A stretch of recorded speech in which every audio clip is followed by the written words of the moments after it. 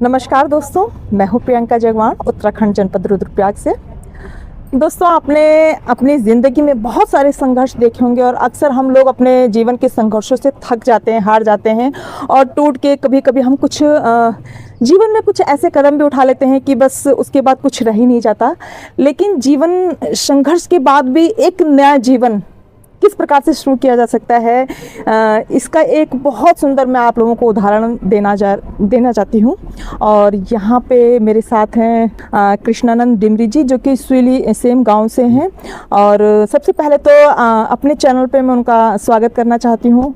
और आज हम इन्हीं की जुबानी सुनेंगे कि किस प्रकार से इन्होंने अपने जीवन में कितने सारे संघर्ष किए और किन किन परिस्थितियों से गुजरे। नमस्कार। सबसे पहले तो मैं आपका ये जो प्रसिद्ध चैनल है और लोकप्रिय चैनल भी है, उसका अभी धन्यवाद करना चाहूँगा। अभी बैठे बैठे आपसे थोड़ा हल्की सी वार्ता हुई और आपने ये कहा कि अपने जीवन के बारे में बताइए, या आप किस तरह से आपने जीवन में क्या संघर्ष किया या क्या उपलब्धि आप किस तरह से आपने जीवन निर्वाह किया। आपकी 71 साल की उम्र है, तो आप अपने जीवन के वो अपने शेयर करें। तो मैं बस दोस्तों में बताना चाहता हूँ कि मैं एक साधारण परिवार से हूँ और मेरा गाँव सुईली सेम में है और रुद्रप्रयाग जनपद में। मेरा नाम कृष्णानंद डिमरी है, मैं सेवानिवृत्त कर्मचारी हूँ। 15 में मैं रिटायर हो गया था। लेकिन मैं अपने जीवन के संघर्ष से कह रहा हूँ कि मेरे साथ भी जीवन में कई घटनाएं घटी, जिसमें कि कोरोना काल में विशेषकर मेरी धर्मपत्नी गुजर गई, उसमें मेरे बहनोई चले गए, मेरे सास ससुर गए, हमारे भाभी जी गुजर गई, समधी जी गए। इस तरह से हमारे 7 लोग 35 दिन के अंदर एक साथ गुजरे। उसके बाद मैं 1.5 साल तक, पूरे 1.5 साल तक घर से बाहर नहीं निकला। कहीं रिश्तेदारी में नहीं गया, पड़ोस में नहीं गया, बाजार नहीं गया, घूमने नहीं गया, घर में बैठा रहा, सोचता रहा। नींद नहीं आती थी, लेकिन अपना दुख किसी को प्रकट नहीं कर सकता था, तो सोचता रहा, अपने आप में विचार करता रहा कि मुझे क्या करना चाहिए, क्या नहीं करना चाहिए। हाँ, हालांकि उन दिनों मैंने किताबें पढ़ी, धार्मिक पुस्तकें पढ़ी, जिसमें गीता का कर्मयोग पढ़ा, कई चीज़ें पढ़ी। उस पर भी मुझे थोड़ा लाभ मिला, तो उससे मुझे थोड़ा ये प्रेरणा मिली कि भाई मैं क्यों ऐसा करूं। अपना 1.5 साल मैंने ऐसे गुजार दिया, आगे जीवन भगवान चाहे पता नहीं कितना है, कैसे, और जीवन में हमारे परिवार में समय निराशा होगी। तो मैं उसके बाद मैं घूमने गया, भ्रमण करके गया, धार्मिक स्थलों में गया, जो मैंने बताया 7-8 जगह गया मैं, 15-20 दिन रहा घूम के।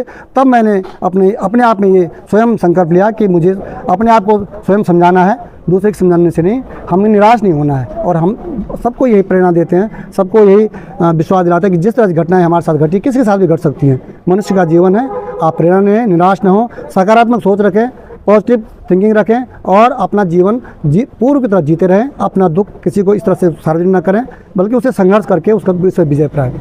और मैंने तब से निरंतर सामाजिक कार्य में योगदान किया, लोगों को प्रेरित किया कि कभी वो विपत्ति से या जो भी परेशानी थी उससे भागना नहीं चाहिए, संघर्ष करना चाहिए, खुश रहना चाहिए, और जीवन जितना है उसके लिए समाज को समर्पित करते हुए अपने एक लक्ष्य को पूरा करें।